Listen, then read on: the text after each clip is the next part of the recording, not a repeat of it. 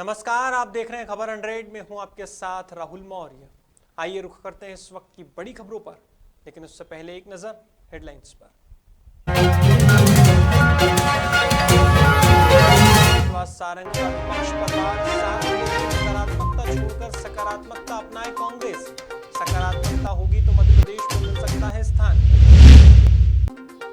इंदौर में 2 बदमाशों ने मचाया हुड़दंग, 70 रुपए के लेन देन में पान मसाले वाले व्यक्ति को उतारा मौत के घाट। पुलिस ने मामले में शुरू की कार्यवाही। वृंदावन में अखिल भारतीय ब्राह्मण महासभा की बैठक, ब्राह्मणों पर हो रहे अत्याचार पर हुआ चिंतन। ब्राह्मणों की दिशा और दशा बदलने पर हुई बात।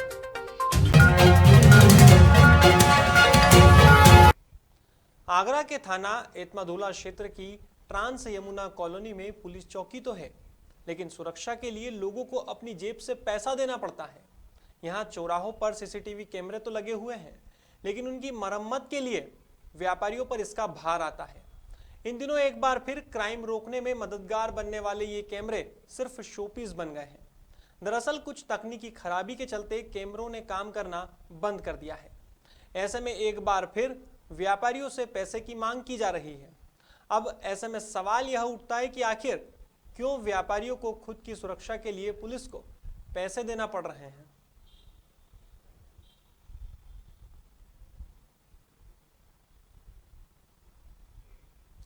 रविवार को मथुरा के वृंदावन में अखिल भारतीय ब्राह्मण महासभा की एक बैठक आयोजित हुई। इस बैठक में अखिल भारतीय ब्राह्मण महासभा के राष्ट्रीय उपाध्यक्ष ने ब्रज प्रांत के पदाधिकारियों को मनोनीत पत्र प्रदान किए। वहीं ब्रज प्रांत अध्यक्ष रमेश दत्त शर्मा ने राष्ट्रीय उपाध्यक्ष से कहा कि देश में ब्राह्मणों को गलत तरीके से शासन प्रशासन की कार्यवाही का शिकार होना पड़ रहा है।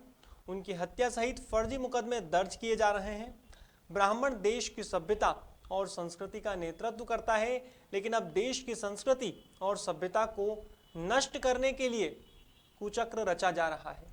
रमेश दत्त ने निवेदन किया है कि ब्राह्मणों की दिशा और दशा को सही दिशा में ले जाने के लिए राष्ट्रीय स्तर पर विभिन्न मुद्दों को प्रमुखता से उठाते हुए एक गति प्रदान की जाए।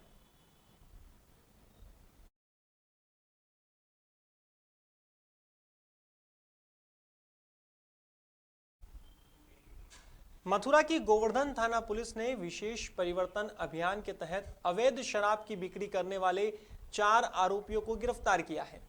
रविवार को पुलिस ने सकरवा फाटक से रहीश, हरीश, अरशद और शमशाद को 144 पौवा देशी शराब के साथ गिरफ्तार किया है। चारों के खिलाफ आबकारी एक्ट के तहत कार्यवाही की गई है। फिलहाल पुलिस आरोपियों से लगातार पूछताछ कर रही है।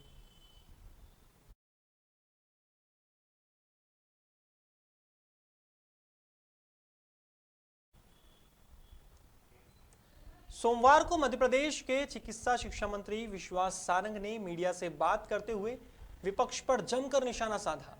मंत्री सारंग ने कांग्रेस की पथ यात्राओं पर कहा कि कांग्रेस नकारात्मकता छोड़कर सकारात्मकता अपनाए तो उनका मध्य प्रदेश में कुछ स्थान बन सकता है। वहीं दिग्विजय सिंह के खुद को हिंदू बताने वाले ट्वीट पर कहा कि आखिर उनको यह बताने की जरूरत क्यों पड़ रही है। इसी बीच सारंग ने मध्य प्रदेश में उपचुनाव नहीं होने और स्कूल खोले जाने वाले मामले पर भी स्थिति क्लियर की। उन्होंने कहा कि स्कूल खोलने का फैसला अभिभावकों और स्कूल संचालकों की मांग पर लिया गया है। स्कूल का संचालन पूरी तरह से कोरोना प्रोटोकॉल से हो रहा है। ने आज ट्वीट किया है कि वो हिंदू हैं, तो ये बताने की उनको जरूरत क्यों पड़ रही है? मुझे तो नहीं बताने की जरूरत पड़ रही, क्योंकि मेरा व्यवहार कहीं भी हिंदू विरोधी नहीं है या देश विरोधी या हिंदुत्व विरोधी नहीं है। उसी को यह जरूरत पड़ती है जिसके व्यक्तित्व और कृतित्व में अंतर होता है। और उन्होंने कहा है कि मैं भारत का हिंदू हूं, यह भी उनको बताने की क्यों जरूरत पड़ रही है? इसके पीछे भी भाव यही है कि वो क्योंकि पाकिस्तान की परस्ती करते हैं और उन पर ये इल्जाम लगते हैं कि वो पाकिस्तान के हिसाब से चलते हैं, शायद इसलिए उन्होंने ये ट्वीट किया है। मैं दिग्विजय सिंह जी को निवेदन करना चाहता हूं कि इस तरह की ट्वीट करने की जरूरत नहीं है। वो अपने व्यवहार से, अपनी कार्य पद्धति से, अपने बयानों से ये स्थापित करें कि वो विघटन की राजनीति ना करें। नहीं, देखिए, स्कूल खोलने का जो निर्णय लिया गया है वो अभिभावकों और स्कूल संचालकों के मांग पर किया गया है और स्कूल का संचालन पूरी तरह से कोरोना प्रोटोकॉल के हिसाब से हो रहा है और उसमें यह भी सुनिश्चित किया गया है कि अपने बच्चे को स्कूल भेजना है या नहीं भेजना, इसका निर्णय अभिभावक को करना। इंदौर के मल्हारगंज थाना क्षेत्र में दो युवकों ने एक पान वाले को मौत के घाट उतार दिया है। यहां रामचंद्र नगर चौराहे पर पिंटू पान मसाले की दुकान है, जहां विगत दिन पहले दो लोगों ने सिगरेट और पाउच के पैसे देने से इनकार कर दिया और विवाद किया। हालांकि उस वक्त तो विवाद को शांत करा दिया गया, लेकिन कल रात दोनों बदमाशों ने एक बार फिर विवाद किया। वहीं जब दुकानदार पिंटू ने इसका विरोध किया तो बदमाशों ने तख्त के डंडे से सर पर हमला कर दिया, जिससे पिंटू की मौके पर ही मौत हो गई। इतना ही नहीं, बदमाशों ने जूते चप्पल वाले दुकानदार के साथ भी मारपीट की और राह चलती हुई कुछ गाड़ियों को फोड़ा। अब पुलिस ने इस मामले की शिकायत मिलने के बाद कार्यवाही शुरू कर दी है और एक आरोपी को भी लोगों की मदद से गिरफ्तार कर लिया है।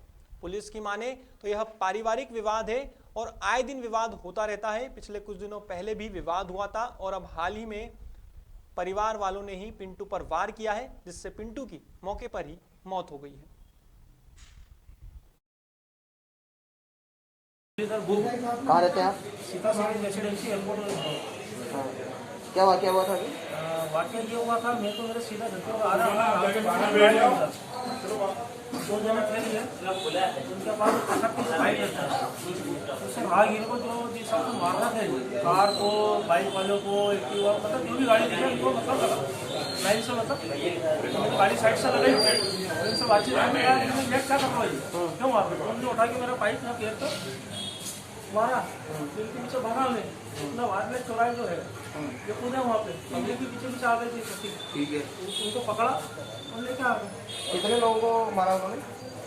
मैं मान के चलो आप, यहाँ तक मैंने जो कारें देखी, जो बाइकों को देखी, 25-30 जनों को मतलब मैंने लाइन से। और लोहे का पाइप था ना? लोहे का पाइप। दोनों के हाथ में पाइप थे। कितने लोग थे?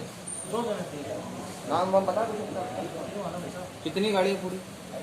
कारें जो देखी मैंने 5-7 कार को मेरे सामने देखी, बाइक तो मैंने 10-15 देखी थी, बाइक एक्टिवा वगैरह जो थी। तो पान वाले की कोई बता रहे हैं कि मृत्यु हो पान गई? वाले का तो मेरे को आइडिया नहीं, मैं तो अच्छा, वो घटनाक्रम हुआ हाँ तो वहाँ से ये चुराया था आगे, हाँ।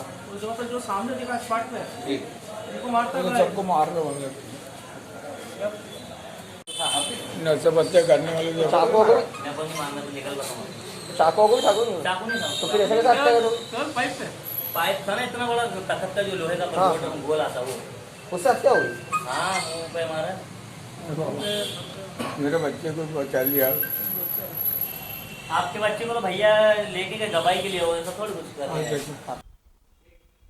फिलहाल खबरों में बस इतना ही, लेकिन खबरों का सिलसिला जारी रहेगा। आप देखते रहिए खबर 100, जनता की बुलंद आवाज।